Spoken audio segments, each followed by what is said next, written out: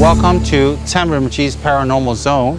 As you can see, there's a crescent moon up in tonight's, and we are by the oceans here in Kelantan State, and the waves are not very rough and violent. I'm sitting along the beach here, was walking along the beach barefoot, and it was very calming, quite meditative. But tonight, I want to tell you an interesting story that I encountered personally, and it happened in Singapore. When I was in Singapore about 12, 13 years back, a lot of people came to see me. I mean, it was like daily, all day long, non-stop. And I was very honored and humbled that a lot of people came to see me and talk and discuss and ask questions. It was a very busy time, and my schedules were packed, and I got very little sleep because we were working at night, we were working during the day, and I had to give a lot of lectures. It was quite busy. It was a nice time now that I look back on it. One of the people that came to me was a lady who came with her reluctant husband. He was kind of checking me out and watching me and kind of thinking, what am I up to and who am I and all that. And the lady started talking. And I had an assistant with me, and she told me a strange tale that happened to her, that was happening to her at that time. And it's been happening for quite a few years. And she told me that she had gone to a few temples and priests and people, and it continued. And this is what happened. She'd be in her bedroom, and she'd be asleep, and she'd feel someone tugging at her feet and pulling her. And she told her husband, and her husband was just not into ghosts and paranormal and supernatural and non-physical entities. He didn't want to hear it. And she was scared. She couldn't sleep, and she was frightened out of her wits. And when her husband was not around, this tricky being or spirit would actually bang pots and pans in her kitchen. Imagine this woman would be in her bedroom, and then she'd hear the pots and pans being banged on in the kitchen. And she didn't have any kids. Her husband was not at home. She was in the apartment by herself. And she got really, really, really, really, really scared. So, and this went on for a long, long time. And when she was being tugged at, it wasn't so violent that she was being pulled off the bed, but she can feel some hand at her ankle. But her husband wouldn't see this because he'd be deep asleep. And by the time she woke him up, he would look, nothing was there. And he never heard the pots banging. But as time went on, the pulling became more violent, and the entity started to feel her legs, touch it more and feel it and pull her more, so you can see her body jerking. And one day, her husband came. He was coming to sleep, and you know what? He witnessed this. He witnessed his wife laying still in bed with nobody around, and the room is semi-dark, and he saw something invisible pulling his wife, because he can see her whole body jerking, and something apparently was at her leg jerking her, pulling her, so he can see the body movement and her hair movement and all that. And he was in his total shock, disbelief, and denial. Everything was totally blown away of what he believed and not believed, because he saw this happening to his wife. And he was embarrassed. He felt a loss of face. He didn't know who to tell or not to tell, and he just didn't know how to deal with it. So he came along with her to see me. And you can see that he believed his wife now, but he didn't like what was going on. And he didn't like talking about it. And he didn't like other people to know. And he felt embarrassed. At the same time, he felt worried. He felt scared without wanting to, admit it, but at the same time, he wanted it to stop. So I did some divinations, and I told the lady and her husband that this thing that's in their house is a male entity, and it's quite powerful, and it's quite strong, and it's not going to let her go easily because it's been around for quite a long time. So it's kind of attached to her, and it doesn't want to let go, and he's pulling her not to really harm her, but to get her attention. But all the same, because she's scared and she's being disturbed, she's being harmed.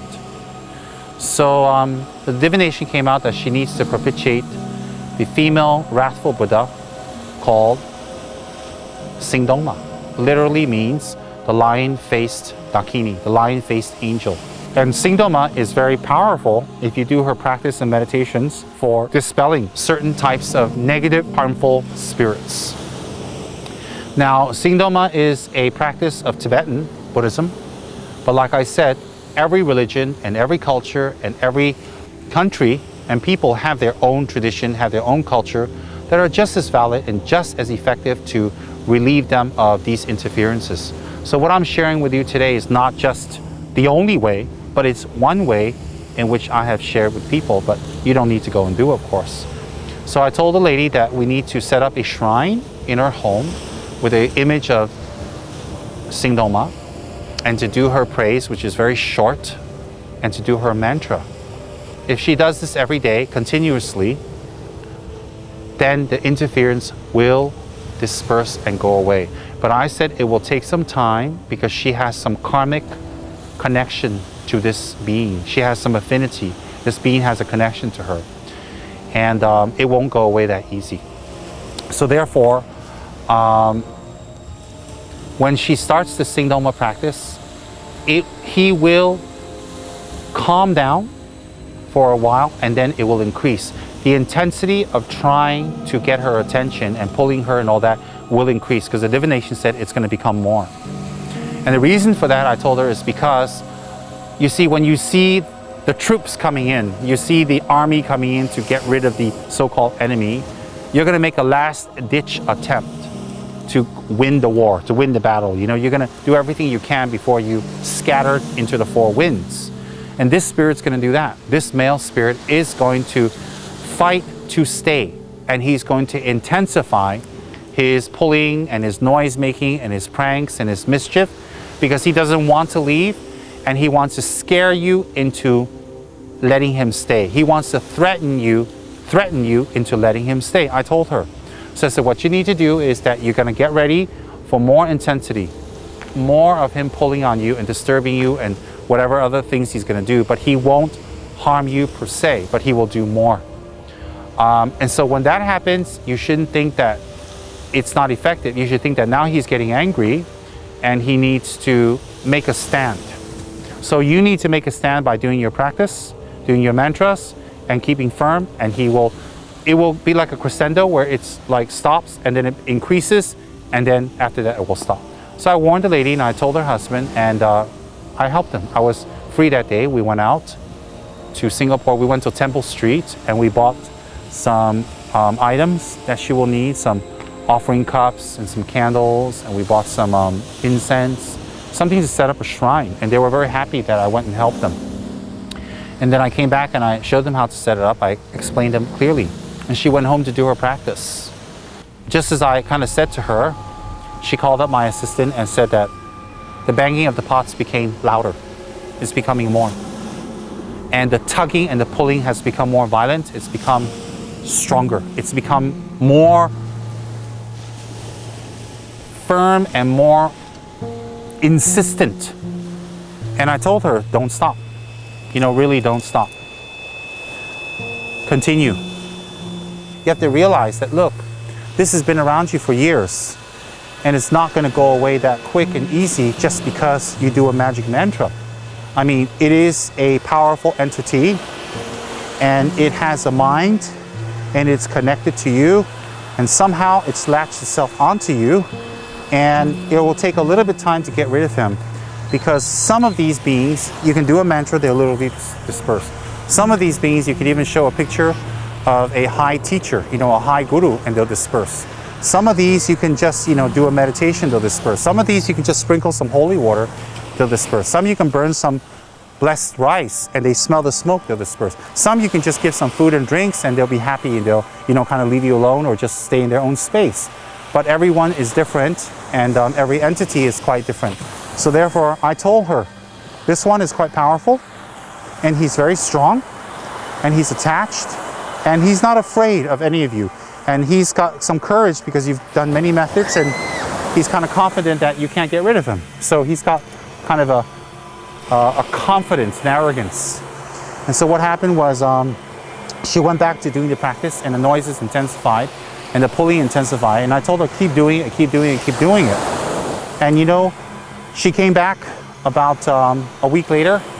She returned back some incense and candles and things. And she says that she's not going to continue because he's just banging and the pot's louder and pulling on her and she can't take it. And I encouraged her, don't stop, continue, don't stop, continue. And I explained why again, but she was too scared and she left. So I never saw her after that. I never heard of her after that. And I don't know what happened. But that was one of the cases I came across that there was no positive conclusion because I came across many cases.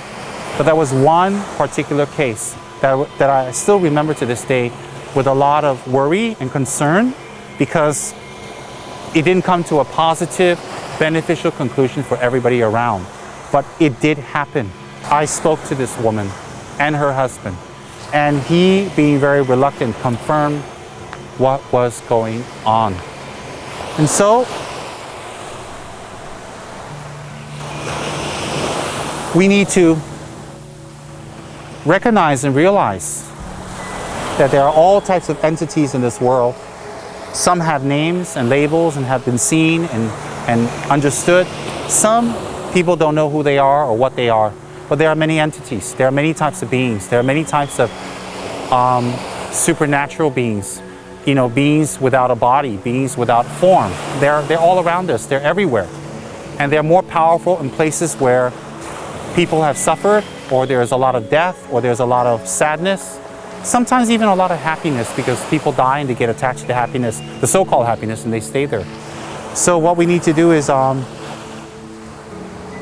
realize that they are trapped in their realm, they are trapped in their world, and some of them just want to communicate with us, some of them wants to talk, some of them wants to get help, some of them wants to get some sympathy, some of them wants just to be told that they are dead. Some of them just wants to be told forthright because they don't even know that they are dead and they need to move on. So if we counter anything like that, you don't need to be scared immediately. You don't need to freak out because not all these entities are meant to harm. It's just like when we meet people, we don't need to be afraid of everybody we meet because not everybody is out there to harm us. So when you come across these kind of entities and these kind of beings, what you need to do is remain calm, generate a heart of sympathy for them. Because you know what? You may be scared, but maybe they're scared too. You may be, freaked out, but they might be just as freaked out as you because they're in a worse situation. So you need to kind of generate compassion and care for them and let them know that you don't mean them harm. You don't wish to disturb them, and please don't disturb you. And you can, according to your own faith and according to your own background, you can do whatever you can. But in our faith, you can recite the mantra of compassion or wisdom or protection and generate love and generate concern and send a light of love blessed by the mantra towards these beings and wish them to be liberated. So tonight's paranormal is about the banging pots. I hope you can hear the ocean waves, and it's quite desolate here and quite dark here. And as we look at the crescent moon up in the sky, that's bright and clear, I wish everybody good night and thank you.